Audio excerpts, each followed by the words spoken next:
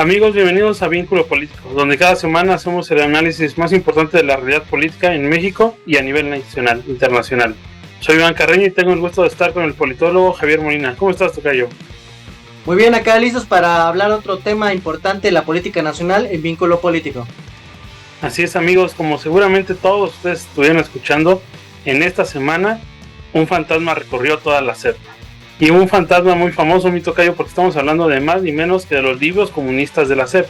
Esto dio mucho revuelo y dio mucho de qué hablar, porque salieron a despotricar grandes conservadores como Salinas Pliego y sus achichincles como Javier Latorre. También, obviamente, no se dejó ver la reacción de los panistas y de los sectores más conservadores al decir y criticar los nuevos libros de la SEP, que tienen un enfoque como algo que denominan la nueva escuela mexicana, un sentido más crítico, un sentido de textos más comunitarios, donde se pretende que el aula sea más colectiva y menos jerárquica, y también con conceptos más novedosos, más nuevos y no tan arcaicos como se venían manejando. Primero que nada, mi tocayo, creo que tenemos que tener claridad que pues Andrés Manuel no es un comunista, ¿no? Nadie de su gobierno es un comunista. Y en la SEP pues tampoco hay comunistas. Lo más cercano que hay en la SEP de comunistas son los murales que están pintados por Diego Rivera en las oficinas, a nivel central en la SEP, pero la verdad es que no hay elementos comunistas a nivel de aparato gubernamental, ¿no?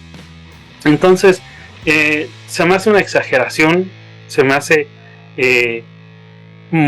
quejarse por quejarse. La verdad, no hay elementos suficientemente buenos para decir que realmente hay una implantación ideológica a través de los textos de los libros gratuitos. Se puede señalar, como se ha señalado, a Marx Arriaga, a Luciano Pocheiro, a Sandy Loaiza.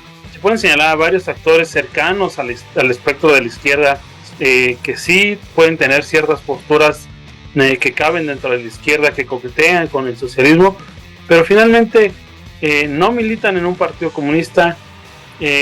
Y los libros no son comunistas simplemente porque los haga alguien cerca dentro del espectro de la izquierda, ¿no? Los libros finalmente tienen contenidos innovadores, con propuestas nuevas, con pensamiento crítico, pero eso no los hace comunistas, ¿no? Y mucho menos quiere decir que a las generaciones futuras van a hacerlo. Yo me daría por bien servido si el mexicano promedio supiera siquiera qué es el comunismo, tocayo. La verdad es que creo que lo hemos hablado en otras ocasiones, incluso dentro del espectro de la izquierda hay muchas críticas que le podemos hacer a Obrador, y lo que están haciendo en general la derecha y el panismo, que está molestando bastante con el tema, es que se están quejando por quejarse.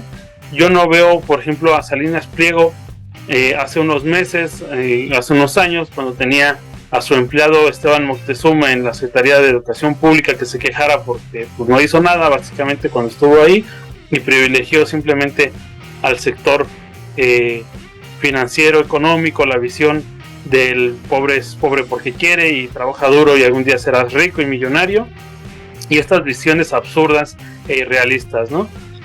También algo que dijo Salinas Pliego, que es un nefasto, es que no se dejaran convencer por la cuestión de que el pobre es bueno, ¿no? Y esta visión no es de la izquierda. Quiero señalar, creo que esta visión nos la vendieron ellos, nos la vendieron los medios con el cine de oro, ¿no? Y tenemos ahí que el pobre es bueno y no sufre, y el rico, aunque lo tenga todo, es el más infeliz del mundo. Esa visión la vendieron ellos, ¿no? Los oligarcas y la gente como él. La verdad es que simplemente se da ahí una separación política también, mi tocayo, en el discurso, por lo menos entre Salinas Pliego y Andrés Manuel López Obrador, o el gobierno de Obrador, que considero bastante sana, pero que es muy irrealista de parte de Salinas Pliego.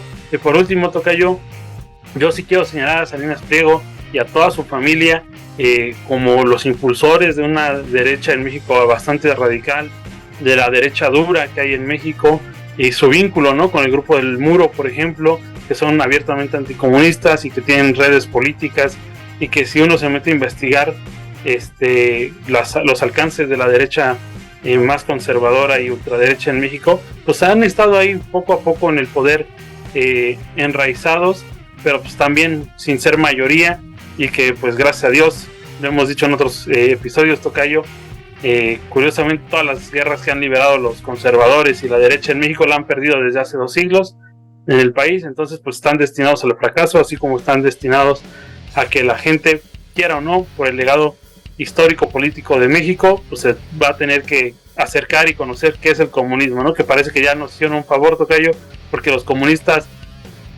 hacemos propaganda y nomás no llegamos a la gente, pero bueno, por lo menos Salinas Pliego ya nos hizo el favor de que alguien por lo menos ya se pusiera a googlear qué es el comunismo.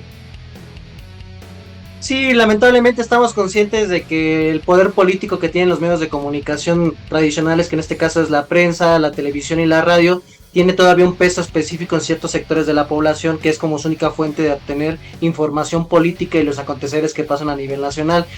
La situación que tenemos aquí es de que Ricardo Salinas Pliego está utilizando el poder mediático de sus noticieros, de sus medios impresos y de su influencia que tienen en este espectro radioeléctrico de comunicación para presionar sus medidas económicas y políticas que más le beneficien.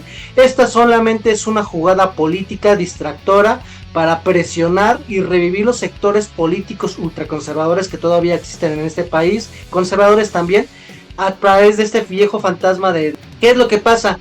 Ricardo Salinas Pliego ya fue obligado a pagar en lo que es este sexenio de López Obrador 3,000 millones de pesos de impuestos que debía de sexenios pasados. Todavía le quedan pendiente pagar 36,000 millones de pesos y está utilizando esta presión política mediática que tiene a través de sus aparatos televisivos, de sus medios impresos, para obligar a negociar a López Obrador y evitar pagar esta cantidad. Otra situación que tiene Salinas Pliego es de que no le agradó que López Obrador no le diera concesiones mineras que él viene trabajando desde el sexenio pasado en lo que son Baja California, Sonora, parte de Jalisco y una parte de Sinaloa. Él tenía intenciones de tener apertura de nuevas minas y López Obrador hizo el anuncio de que ya no iba a dar nuevas concesiones de minas. Entonces, esto es simplemente la situación de una jugada más de Salinas Pliego para presionar al gobierno de López Obrador. La primera jugada que hizo Ricardo Salinas Pliego fue intentar poner a Lili Telles como la candidata del Frente Amplio Opositor. Ahora ya vemos que esta acusada que tiene en contra de los libros de la SEP. Y para concluir, no tiene nada de comunista, sin duda tiene muchos errores, tiene que haber muchas correcciones para los editores en los siguientes años. Quizá están utilizando términos que no van a entender niños de primaria, que a duras penas alcanza a entender un estudiante de preparatoria cuando tiene ya cierta formación social, comunitaria o que incluso crítica. Pero la realidad es de que es una exageración tremenda, pero sí está asusando a esos grupos conservadores que ya venía trabajando Lili Telles de tiempo atrás y que son la Sociedad de Padres de Familia, organizaciones, grupos de ultraderecha, como lo mencionas tú, el Muro, ahora representados en el Yunque, y que siempre han protestado en contra de la educación pública. Cuando estos grupos conservadores se dio la independencia en 1821 y se dio en Primera República Federal en 1824, pugnaron porque la iglesia todavía tuviera el control de la educación. Tuvimos primeros intentos de reformas liberales con Gómez Farías, después Santana regresó otra vez de su largo estancia de descanso a la presidencia y tumbó los primeros intentos liberales de educación separada de la iglesia. Luego ya con el juarismo vimos que ya existió la separación total del Estado y la iglesia, en donde el Estado tomaba el rol de la educación. Después vemos que hubo una educación positivista en el Porfiriato, y ya después de la revolución estos grupos conservadores se opusieron a que el Estado diera educación laica, gratuita y científica. Entonces, a lo largo de los años han tenido serias escaramuzas para presionar a la SEP para que, por ejemplo, en los 70s no se incluyera educación sexual, cuando Jaime Torres Bodet estaba al frente de la SEP en la época de López Portillo, y ya vimos que también protestaron con Calderón y con Fox cuando se daban explicaciones de educación sexual temprana a los estudiantes en ciencias naturales. Entonces simplemente están reviviendo estos antiguos grupos conservadores que son analfabetas políticos y supieran lo que de verdad es comunismo, pero no tienen ni idea de lo que es comunismo. Y la verdad es un insulto al intelecto, es un insulto a las personas que tienen un criterio crítico, que utilizan este tipo de argumentos. Pero la realidad política es que Ricardo Salinas Pliego está agarrando esto para presionar al gobierno de López Obrador.